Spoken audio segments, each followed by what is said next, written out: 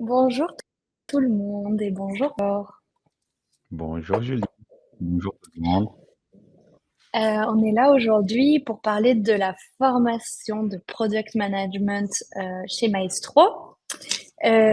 Du coup, Victor, il est là pour vous faire un petit retour d'expérience puisqu'il a fait lui-même la formation Maestro et donc on va parler ensemble de son parcours, quand est-ce qu'il a recherché du travail, comment il a fait pour trouver son nouveau job et puis maintenant la réalité dans le poste qu'il a pris.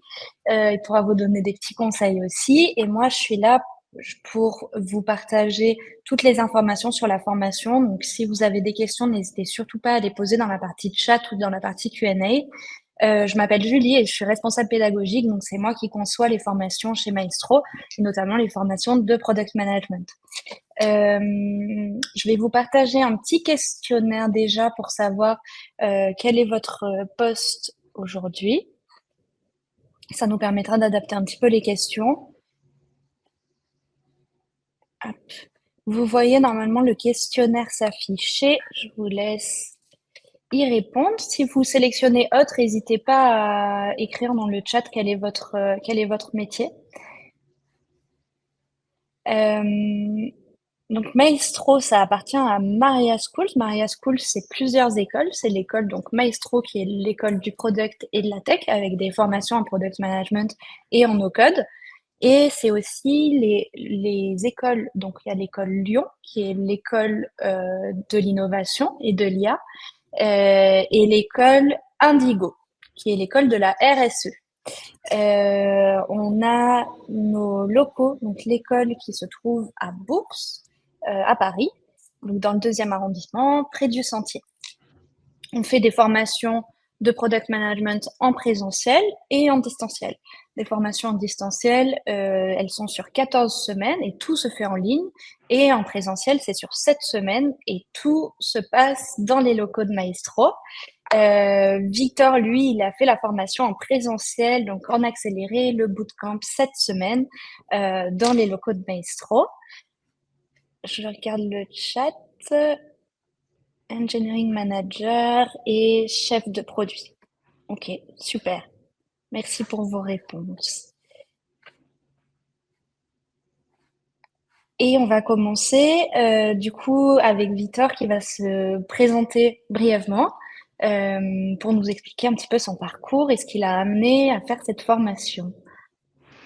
Bien sûr, merci Julie. Alors moi je m'appelle Victor, je commence du début, si je parle trop, tu me dis Julie. T'inquiète. Mon prénom, il n'y a pas de C parce que je suis brésilien. Je suis venu en France pour la première fois en 2014 pour les études. J'ai entamé ma carrière, on ne le voit pas forcément là, mais j'ai travaillé 1 an en tant que consultant au Brésil. Et en 2018, je suis revenu en France pour travailler en tant que data analyst parce que j'avais découvert vraiment que j'avais une appréciation par tout ce qui était analytics, analyse de données.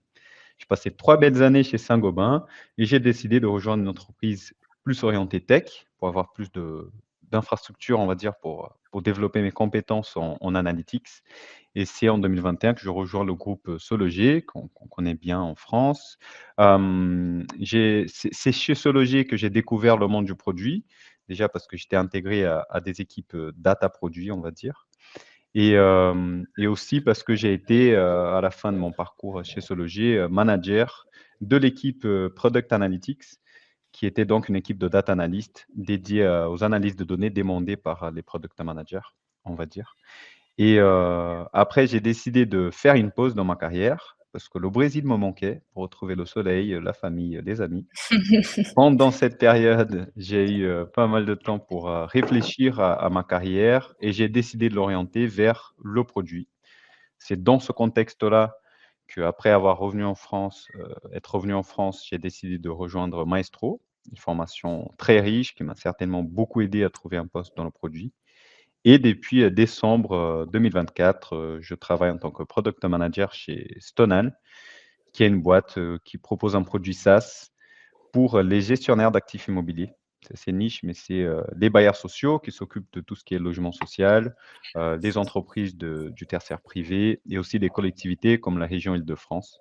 Et on va leur aider à vraiment centraliser tout ce qui est données patrimoniales et à aussi gagner de l'argent à travers d'économies avec les plans de travaux de rénovation, leur aider dans la conformité réglementaire et sur d'autres sujets aussi. Voilà une petite Donc, un produit B2B. un produit B2B, complètement B2B. Ok.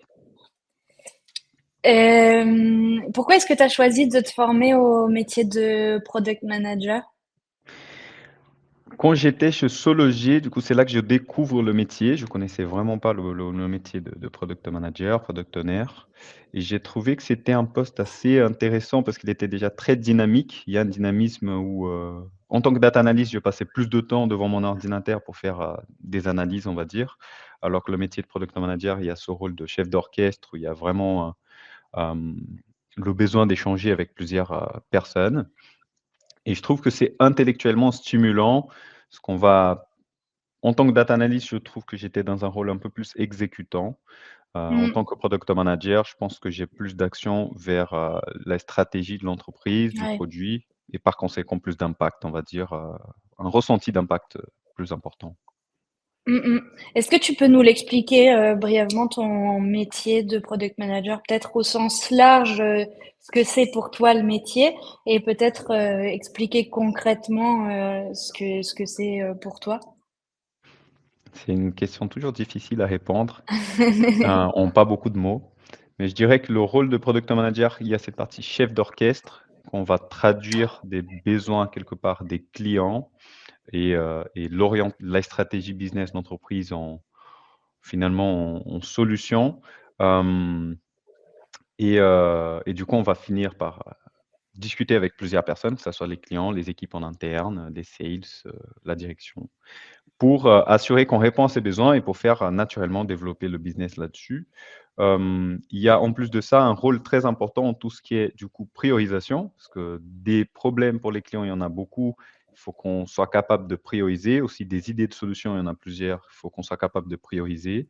Hem et il y a aussi un rôle très important autour de la communication, que ça soit toutes les réunions qu'on fait, mais aussi, communiquer à toutes les parties prenantes en interne, en externe, quels sont, par exemple, les développements qui vont arriver, pour quand. Si jamais il y a un imprévu qui est arrivé, de réussir à bien communiquer qu'on aura un retard sur telle livraison et c'est normal. Mais donner de la visibilité, c'est aussi, un enjeu clé du métier. Mm. Hem, voilà, j'espère que c'est clair. Très clair. Je pense que ce qu'on peut ajouter juste, c'est que vraiment le principe d'un product manager, c'est qu'il travaille sur des produits numériques et digitaux uniquement.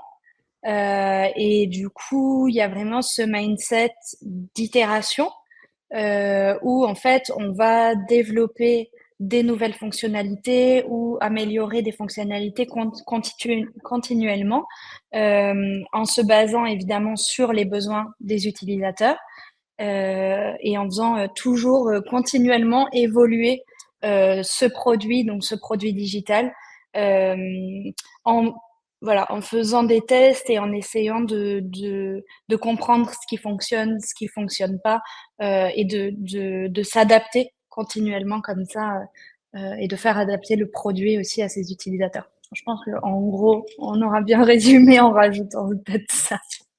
Tout à fait, tout à fait. Éviter les tunnels, c'est aussi le travail, voilà. Faut être agile, comme tu dis Julie, en effet, j'avais oublié ce point aussi. Euh, Victor, du coup, tu as choisi de faire la formation maestro.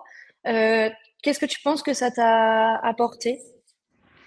Qu'est-ce que ça m'a apporté? Je dirais déjà qu'il y a une fondation théorique autour du développement produit, que ce soit par exemple la méthode agile, les différentes méthodes agiles, aussi des concepts de tech, des concepts de design, UX que je n'avais pas expérimenté auparavant. Ça, c'est déjà très important pour pouvoir exercer, ce métier.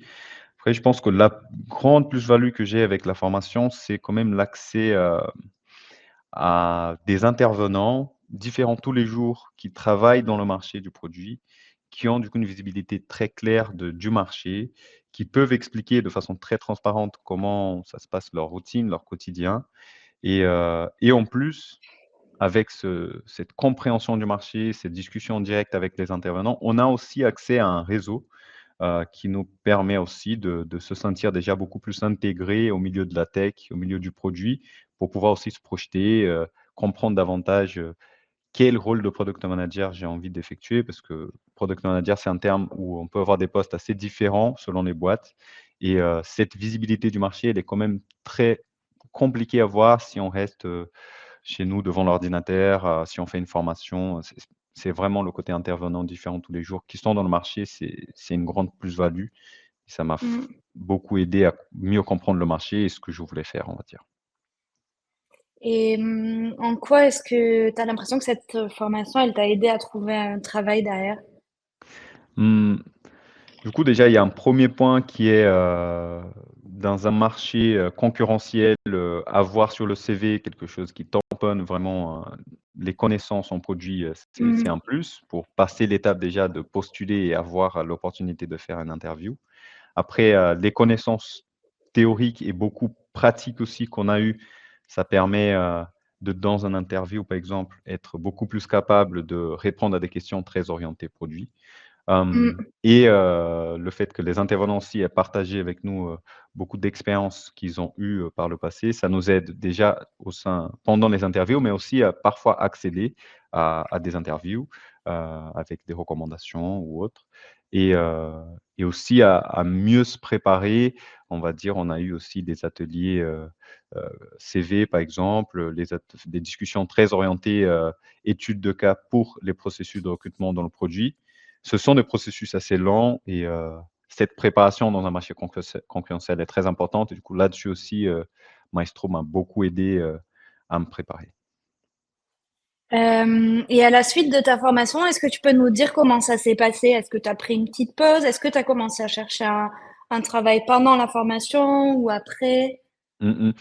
Moi, j'ai commencé, on va dire, j'ai fait le parcours en présentiel du coup de cette semaine. Au bout de la Ouais, 4e semaine, je pense que j'ai commencé à postuler. OK. Hem, du coup, quand j'ai terminé la formation, j'ai pas fait de pause. J'étais vraiment investi sur l'idée de trouver, un travail. J'avais déjà des processus en cours, du coup et juste après la formation, mon quotidien, ma routine était vraiment de passer la journée soit à me préparer pour des interviews, soit préparer, des lettres de motivation pour postuler, trouver des offres, hem, préparer, du coup, évidemment les études de cas qu'il y a eu pendant les processus de recrutement. Du Mmh. coup, voilà, pas de pause, j'ai continué, à chercher Et tu activement. cherchais sur quoi? Je cherchais, comme plateforme, je cherchais notamment sur Welcome to the Jungle. Je pense que c'est Mmh. là aussi que j'avais un peu plus cette cible, start-up, scale-up et je pense que c'est une plateforme plus orientée à ce genre de recherche, mais j'avais quand même mes notifications, LinkedIn et il Mmh. faut dire aussi que j'ai beaucoup activé mon réseau. Pour demander, soit il y avait des postes Pardon. ouverts et j'ai demandé si on pouvait en parler pour comprendre si ça collait à mes attentes et si je pouvais avoir une recommandation, mais aussi, demander s'il allait y avoir un poste qui allait s'ouvrir. Du coup, en termes de recherche, Welcome to the Jungle, LinkedIn et le réseau, c'est quand même très important. Mmh, mmh mh.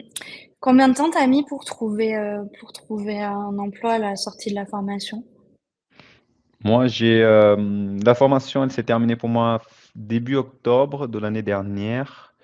Ouais, J'avais eu du coup 2 offres, vers mi-fin novembre et début décembre, j'ai commencé, mon poste actuel, du coup ça a été assez rapide, on va dire. ouais. Est-ce que tu as rencontré des difficultés? Des difficultés, il y en a, il y en a. Bah, je pense que la difficulté majeure, surtout à l'époque, maintenant je pense que le marché il porte un peu mieux, mais on essaye de retrouver encore, vraiment le marché, d'or qu'il y avait il y a quelques années, mais le marché étant très concurrentiel, parce qu'il y a moins d'argent pour les startups scale-up, du coup, il y a moins de postes ouverts. Il y a quand même des product managers expérimentés sur le marché. Du coup, il y a une Mmh. compétition importante et ça, c'est une difficulté parce que parfois on va avoir, des refus, par mail alors qu'on n'a même pas fait d'interview et du coup, ça, c'est une difficulté dans ce marché concurrentiel. Comment on fait en sorte de montrer qu'on est capable? Hem et aussi, je pense qu'il y a cette difficulté pour moi, parfois ça a été une difficulté, mais on est là dans la semaine en train de se préparer pour des interviews ou en train de postuler, on reçoit 3 mails dans la même journée pour dire que mon ma candidature a été, pas validée.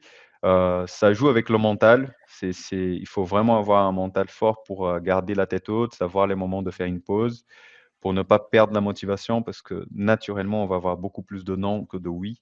Et Mm, mm. il faut vraiment garder en tête qu'à la fin, il faut qu'on ait un oui et pas plusieurs. Du coup, les non, c'est Oui, vraiment il en normal. suffit d'un. Ouais. Mm, mm. Est-ce que tu as des conseils à donner par rapport à ça, peut-être? Conseil à donner, voilà, je pense vraiment qu'il faut savoir prendre du recul, quand il y a ces non qui arrivent et du coup, je dirais qu'il faut savoir, voilà, trouver, pour moi, ça marche beaucoup à travers la discussion avec, mes collègues maestro pour partager des frustrations ou avec mon cercle proche, prendre une petite pause pour après, reprendre la motivation. Si je reste trop Mm, dedans, je pense que ça me démotive. Pour la recherche, je pense que ça dynamise aussi des choses quand on va discuter avec les gens, du coup activer son réseau, même que ça soit pour, comprendre, leur quotidien, des personnes qui travaillent dans la tech, dans le produit. Je pense que c'est très important et pour la recherche en soi aussi, je dirais que passer par les cabinets de recrutement, des chasseurs de tête, c'est une façon aussi de gagner en productivité parce que c'est des gens qui vont nous aider à accéder à des interviews plus facilement que de postuler pour, plusieurs boîtes, plusieurs lettres de motivation, voilà, des choses qui peuvent, prendre du temps. mm. Est-ce que tu recherchais un emploi uniquement à Paris? Et est-ce que tu as du télétravail dans ton emploi aujourd'hui? Oui, je cherchais, uniquement à Paris et d'ailleurs, je ne voulais pas du full télétravail. Je voulais vraiment une OK. entreprise où j'allais pouvoir rencontrer les personnes en physique. J'ai cherché un hybride du coup et aujourd'hui, je suis en hybride. Je suis 3 jours par semaine, au bureau et 2 jours par semaine, chez moi. OK. Est-ce que tu peux nous parler peut-être de à quoi ça ressemble ton quotidien aujourd'hui? Mon quotidien type, je pense que c'est dur d'avoir une journée type, mais je vais parler plutôt d'une semaine type. Je vais Ouais. passer, oui, il y a l'aspect, on va dire, il y a le côté delivery, vraiment faire en sorte que les produits, que les solutions qu'on a déjà définies, qu'elles soient développées. Du coup, il y aura tous les rituels de l'équipe. On est en Scrum, du coup, on va avoir les daily, les sprint planning, les rétros, les grooming.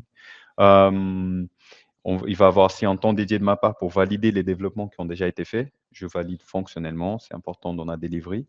Il y a une volée très importante liée à la discovery qui va se traduire par plusieurs façons de faire. Ça peut être des interviews utilisateurs en one-to-one, ça peut être des ateliers avec des clients ou avec des équipes en interne pour identifier des pain points ou prioriser des pain points ou des solutions. Des ateliers de story mapping pour vraiment imaginer le parcours utilisateur d'une solution imaginée, qu'est-ce qui rentre dans le MVP ou pas. Du coup, la partie discovery aussi, il y a l'étude de la réglementation parce que dans notre contexte, c'est important, mais il y a aussi l'étude de la concurrence. Hem et il y a le volet communication qui est très important. C'est vraiment de prendre le temps de communiquer, qu'est-ce qui est prévu pour la roadmap en Q2, pendant ce trimestre, qu'est-ce qui est prévu pour le trimestre prochain, pour donner de la Mmh. visibilité aux équipes en interne, notamment qui sont plus proches des clients, aux sales. Il y a aussi la communication à chaque sprint de dire: «Voilà, on a prévu à la fin du sprint d'avoir, ces développements-là», comme ça les équipes peuvent se projeter et cet alignement entre équipe tech, équipe produit et équipe, customer, on va dire proche des clients, est quand même clé pour éviter, ce qui arrive beaucoup dans le monde du produit, c'est du retravail. On part sur une solution qui était pour un problème qui était pas bien défini. Du coup, il y a l'aspect communication, il est quand même très important. Pour Mmh synthétiser, mh. donner plus de visibilité, je dirais quand même que je passe 30-40 de ma semaine en réunion, que ça soit avec les clients en interne et cetera et le reste du temps à faire des études ou à produire des documents, ou à communiquer par Slack pour assurer cet alignement, on va dire. Mmh, mmh mh. Super, merci Victor. On va juste revenir, sur la formation, comme ça je vous partage toutes les informations. N'hésitez pas à poser des questions aussi. J'ai vu qu'il y avait des questions, on les prend à la fin. S'il y en a qui arrivent en même temps que ce que je suis en train de dire, je les prends aussi, en même temps.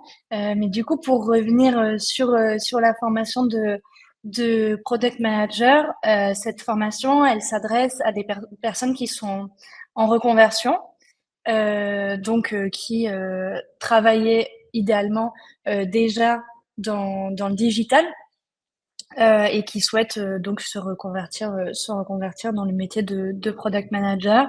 Ça peut être aussi des personnes qui sont en poste et qui sont PO par exemple et qui doivent prendre un poste en interne de PM. PO du coup c'est product owner et product manager pour PM. Du coup, des personnes qui ont besoin d'avoir peut-être plus une vision 360 du métier de product manager, euh, qui peuvent aussi se former avec Maestro. Ça peut être intéressant de faire cette formation pour évoluer en interne. Donc, l'idée, c'est chez Maestro, on vous forme 100% au métier de product manager. Du coup, celui de product owner aussi, puisqu'il y a toute la partie sur la delivery. Euh, comme l'a dit Victor, hein, on a beaucoup d'intervenants différents qui viennent vous présenter vraiment tous les aspects du métier. L'idée, c'est que vous ressortiez et vous soyez vraiment capable de prendre un poste de product manager. D'ailleurs, je sais pas si Victor, tu as peut-être un retour à nous faire là-dessus. Toi, tu te sentais vraiment à l'aise. Je veux dire, quand t'as pris ton poste de PM, t'as pas découvert des choses que tu n'avais jamais vues en formation. Non, non. En effet, la formation, elle montre vraiment en pratique, les choses qu'on se retrouve à faire, dans le vrai monde du produit, on va dire. Il y a Ouais. sûrement des choses que voilà, qui sont un peu différentes parfois, mais la base, elle est sûrement là.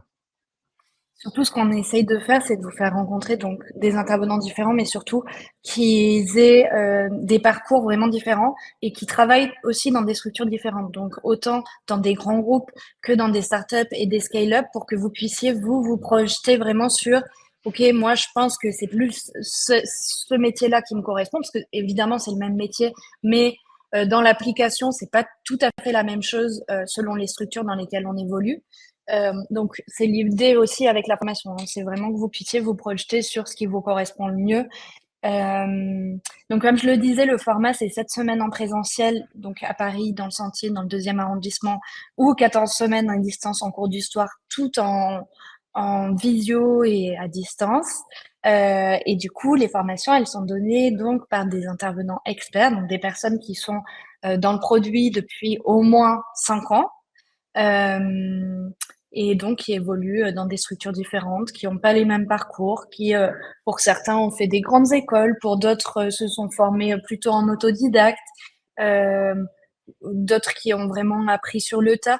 Voilà, l'idée, encore une fois, c'est que vous puissiez avoir une vision 360 du métier avec des personnes qui le pratiquent de façon un peu différente.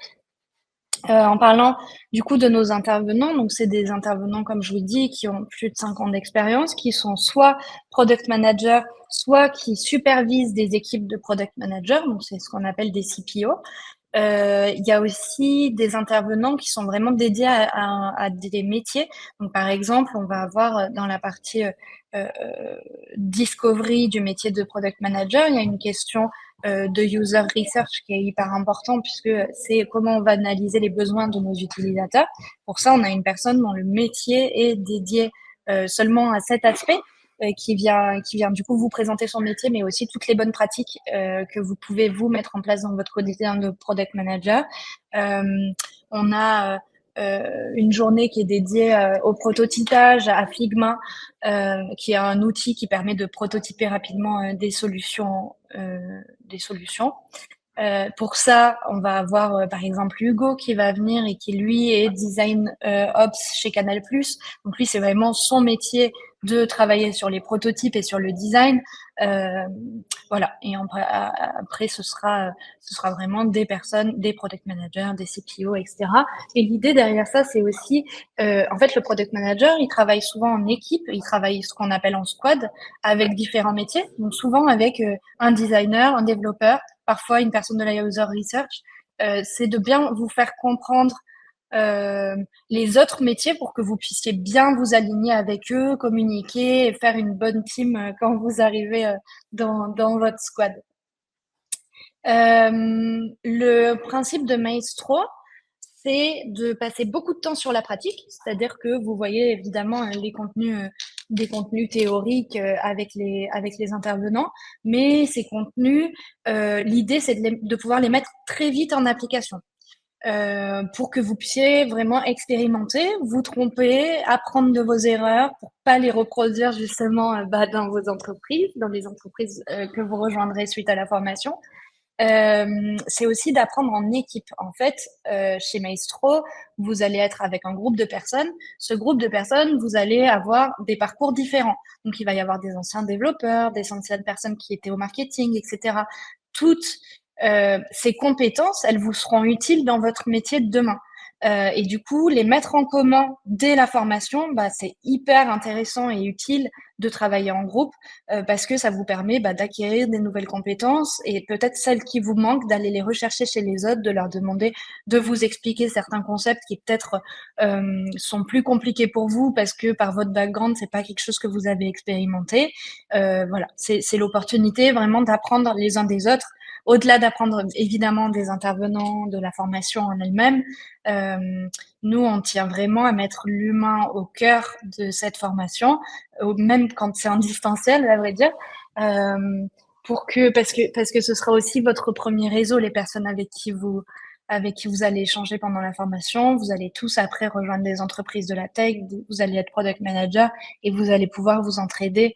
Et c'est ce que disait Victor, hein, c'est en fait à la sortie de la formation, quand on recherche un job et tout, en fait c'est hyper cool de pouvoir aussi échanger avec les personnes avec qui on a fait la formation pour se soutenir, pour s'aider, pour se donner des tips.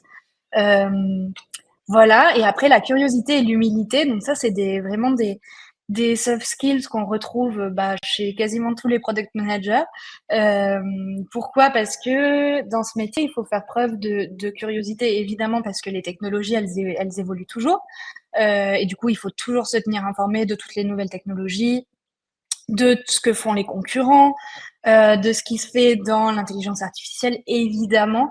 Et ça, ça demande une bonne dose de curiosité, d'aller chercher toutes ces informations, de s'intéresser constamment à ce qui est fait par l'écosystème du produit.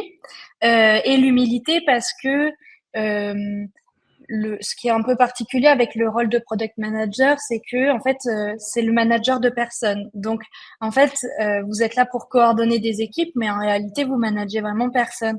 Et du coup, il va falloir aider ces équipes, leur montrer que vous êtes là vraiment pour les aider, pour faciliter leur quotidien. Euh, et pour ça, il va falloir avoir une posture qui est plutôt empathique, plutôt dans l'écoute de ces différentes équipes.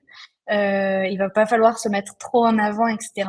Et aussi, d'où le principe d'humilité, mais aussi ce principe d'humilité, c'est pour vraiment, en fait, quand vous développez des fonctionnalités sur des produits, il y a des fonctionnalités qui vont pas marcher.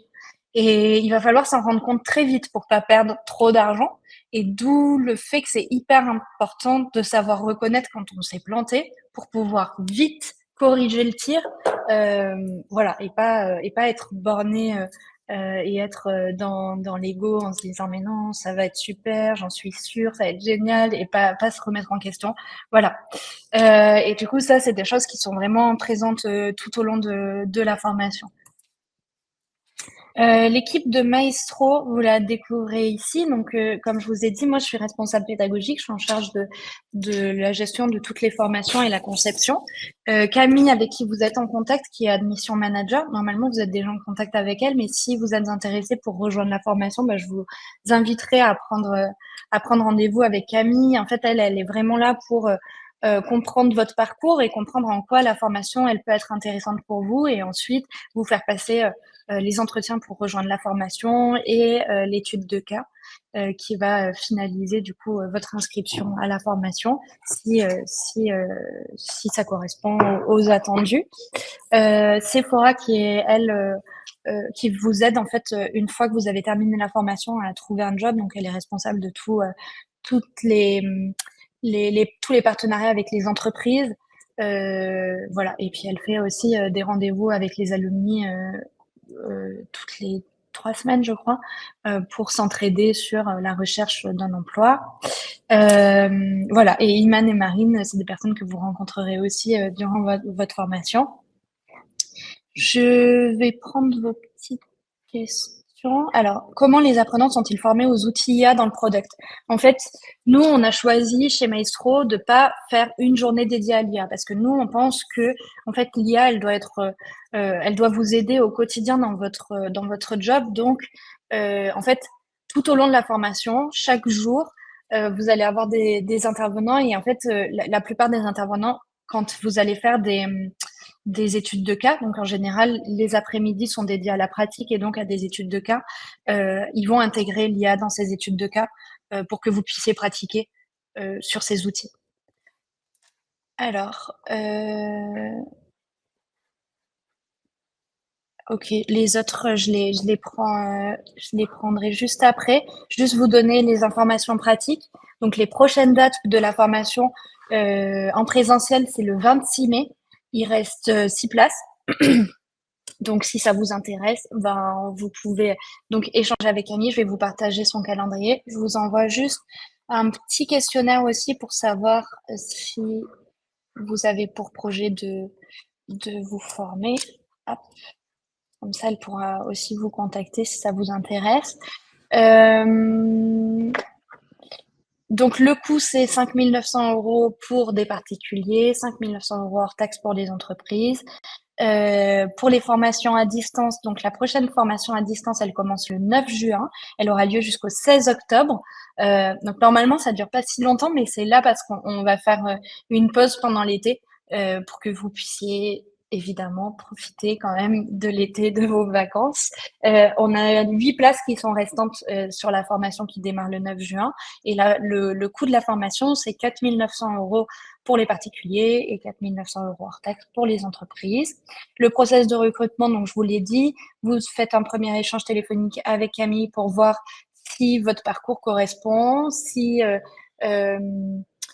vos envies d'évolution, etc., si votre conversion elle est pertinente, elle pourra vous aider là-dessus en vous posant des questions. Ensuite, si elle juge que effectivement votre parcours correspond au métier de product manager et si on pense que bah, vous allez vous éclater dans ce métier, ben, du coup, on vous envoie une étude de cas que vous devez ensuite renvoyer. Et suite à ça, si tout se passe bien et si vous passez ces étapes-là, vous procédez donc à l'inscription dans la formation. Hop. Je vous remets un autre petit questionnaire. Et je prends vos questions. Est-ce que vous avez des questions pour Victor? Si vous avez des questions par rapport à la formation, même des infos, si vous avez besoin de plus d'informations pratiques, etc., n'hésitez pas à poser toutes vos questions. Je suis vraiment là pour y répondre.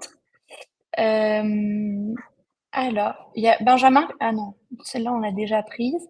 Marc qui disait, au vu de la versatilité du métier de PM selon les entreprises, un socle technique type PO est-il une nécessité ou cela dépend vraiment d'une entreprise à l'autre? Donc, Victor, je vais te laisser répondre, mais juste avant, dire que, en fait, nous, notre formation, elle vous forme autant au métier de PO que de PM. Voilà. Ouais, je pense comprendre cette question par rapport à est-ce qu'il faut que le PM, PO ait une connaissance tech pour pouvoir exercer son métier. Je comprendrais peut-être comme ça. Je sais pas si c'est ça, mais je dirais que non, c'est pas un prérequis. C'est pas un prérequis. D'ailleurs, ça varie énormément entre les entreprises. J'ai postulé d'ailleurs pour l'entreprise, j'ai passé des interviews. L'entreprise, il y avait pas de PO, il y avait un PM qui était très orienté discovery et un delivery manager qui faisait vraiment ce rôle de suivre la delivery. Où là, vraiment aucun besoin d'avoir la technicité autour du développement. Après, aujourd'hui, par exemple, je me retrouve dans une équipe qui a une vocation un peu plus tech. Même si j'ai pas la connaissance, ça n'a pas été un blocage pour être recruté, mais c'est un domaine sur lequel je compte me développer. Et on va voir même dans les noms de postes parfois, genre des technical product managers. C'est vraiment des rôles où on va avoir un besoin en effet d'être tech. Et sur les rôles de product manager, on va avoir une variété. Il faut regarder parfois la description du poste, mais je dirais que c'est pas un prérequis. Il y a beaucoup de product managers qui s'y connaissent pas en tech et il n'y a pas ce prérequis voilà, de base. Est-ce que tu as dû faire des concessions au cours de tes recherches et quelles seraient les concessions que tu aurais dû faire? Ça, c'est une très bonne question, Imen. Je dirais que moi, j'ai J'avais pas des grandes concessions. Moi, j'avais peut-être une attente avant de commencer mes recherches par rapport à un niveau de salaire un peu plus élevé et voilà, c'est quand on rentre dans les recherches qu'on comprend qu'est-ce que le marché il est en train de payer. Au début aussi des recherches, on est très exigeant, mais moi, j'avais mis plusieurs filtres sur les typologies de boîtes ou même de postes. Moi, j'avais par exemple envie d'être plus axé sur des produits, très orientés IA. Mm, Mais finalement, j'ai fait cette concession, mais c'était pas vraiment une concession parce que c'était juste un processus de compréhension du marché et des offres et j'ai découvert que voilà, petit à petit, j'ai découvert que j'avais aussi une grande appétence pour d'autres types de PM en dehors de l'IA, data et heu et c'est d'ailleurs ce que je fais aujourd'hui et je suis content. Après, je te partage aussi même que j'ai vu d'autres personnes passer par ce processus de recrutement parce que voilà, je me suis formé chez Maestro, j'ai fait, plein d'amis, pendant la formation et les concessions que je vois, c'est, parfois pour des personnes qui sont très expérimentées et qui s'attendent à un salaire élevé sur un autre domaine.